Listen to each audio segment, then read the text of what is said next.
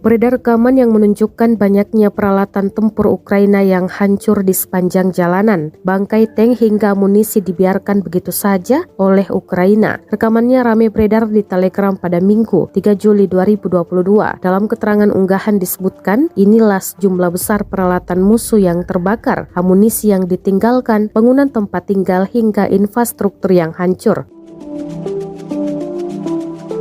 Rusia menyebut rekaman ini diambil di desa Vreknyaya, Roganka yang terletak 20 km dari kota. Di Kharkov, Azov menunjukkan konsekuensi dari kehadiran Rusia di pemukiman ini, jelasnya.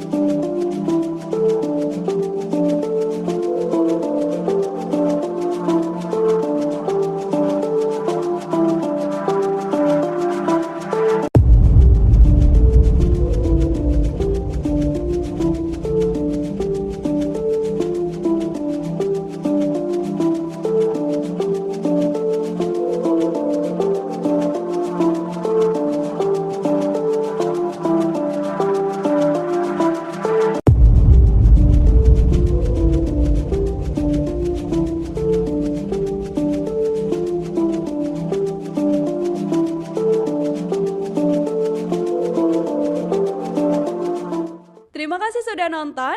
Jangan lupa like, subscribe, dan share ya.